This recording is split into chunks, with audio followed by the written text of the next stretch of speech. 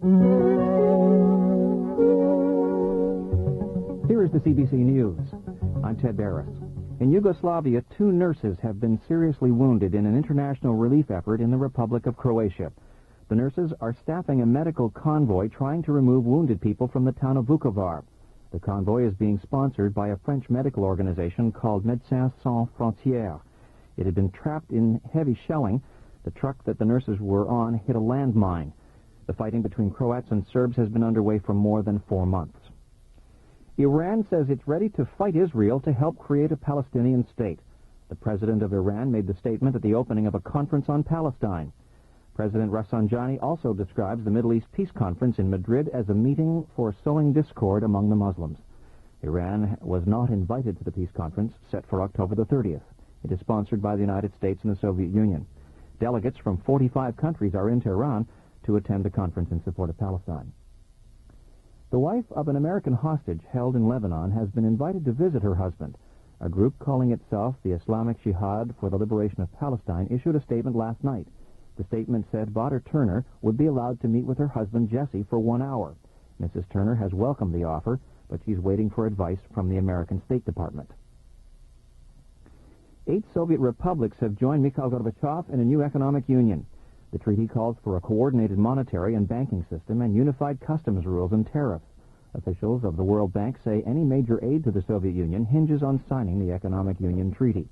Azerbaijan and Ukraine have refused to sign the treaty.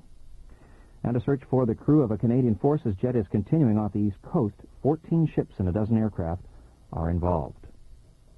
People in Saskatchewan go to the polls on Monday, and politicians in the province are paying close attention to the NDP win in the British Columbia election earlier this week.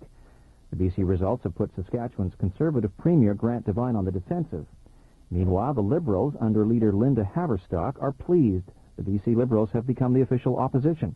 And the Saskatchewan New Democrats, under their leader, Roy Romanow, are enthusiastically playing up the BC win. Lisa Simpson was at an NDP rally last night. Roy Romanow, his candidate, and party members are expecting an election victory Monday night. The NDP win in British Columbia has pumped them up even more. During the Saskatchewan election campaign, Conservative leader Grant Devine has been drawing parallels between the NDP here and the NDP in other provinces.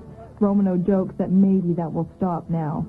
We just might have cured Grant of his desire to compare the NDP here to the NDP in other provinces, and the cure is called Premier-elect Mike Harcourt. Romanow is hoping to win a majority like the party in BC. If that happens, he believes New Democrats will have a positive impact on the national scene in constitutional talks, free trade discussions, and health care policy. Together, a combination of Ontario, BC, and Saskatchewan represent more than 52% of Canada's population, and we've got some clout. We've got some clout to make changes. If his party forms the next government, Romanow says Saskatchewan will have a stronger voice. Lisa Simpson, CBC News, Regina. John Crosbie is at the annual general meeting of the Newfoundland Conservative Party. It's underway this weekend in Gander.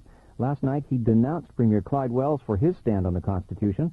Newfoundland's only federal cabinet minister says Canadians have to accept Quebec's demand for distinct society status.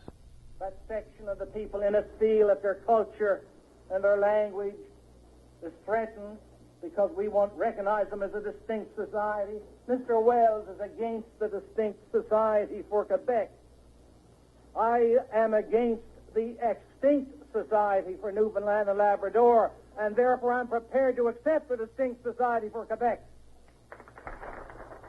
Crosbie says there'll be no chance for economic recovery in Newfoundland if Canada is split up. And that was the CBC News.